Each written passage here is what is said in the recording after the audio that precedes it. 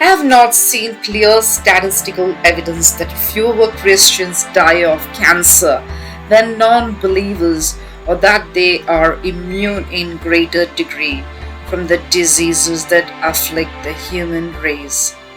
Some of the kindest, most selfless persons I have known have had more than their share of bad health.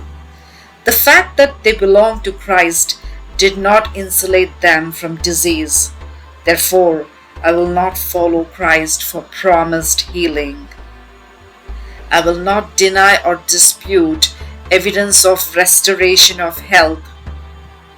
I will rejoice at every recovery from what seems to be hopeless, threatened death. I will not hesitate to pray for recovered health for my loved ones and acquaintances. I will set no limits on what God may do, but I will not follow Christ for promised healing. I see no sign that Christians escape disaster and accident more often than others.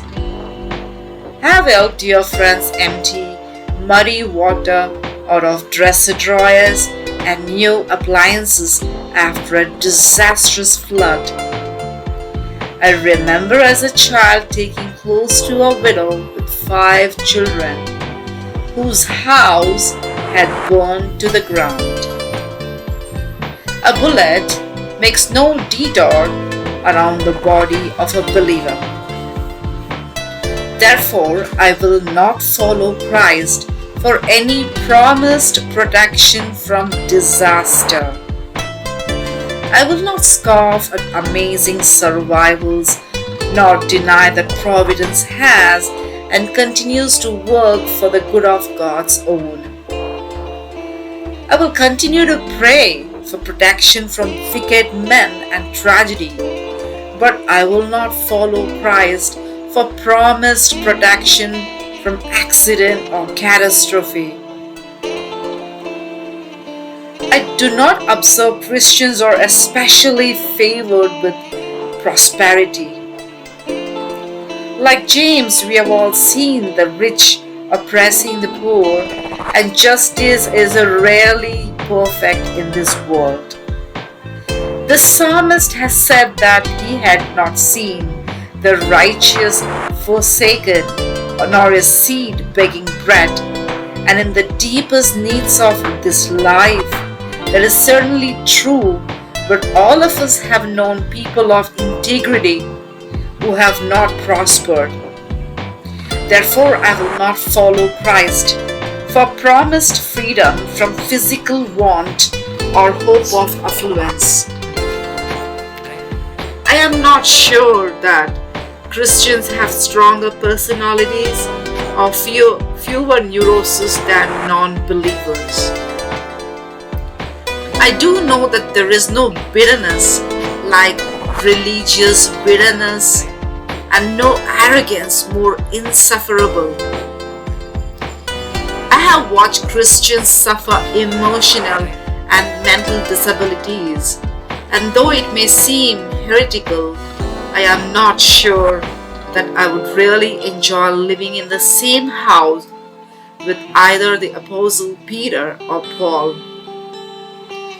God wills that the mind of Christ be formed in us, and there is no doubt in my mind that the Christian attitudes and actions will be improved by His Christianity. But I will not follow Christ for any promise of personality enhancement or perfection. Why then follow Christ? Why become a disciple of Jesus when life may become so complicated as He so often warned? For one reason alone. In Jesus, we behold the face of God. He is the truth, the everlasting truth, God in the flesh. I know that in His life, death, and resurrection, I'm reconciled to God, the giver of life. I believe nothing can separate us from the love of God. He has all power and goodness, and I trust Him and His promises. To Him I offer my life, damaged or whole, brief or full of years, it matters not. He is a one certain thing in an uncertain world. He is to be worshipped, not so something will happen to me or to the world. Something already has happened to me and the world. But because He is God who, through Christ, has reconciled the world to Himself, He saves me. Is my justification, is a sinner that holds to worship the God of our salvation, to offer sacrifices of praise and thanksgiving. That alone is our vocation. We offer our lives to God, not so as to be healthy, wealthy, or wise, nor even so to gain the strength to do great things for Him. We offer our lives to Him because He alone has claim upon us. God is not a means to an end.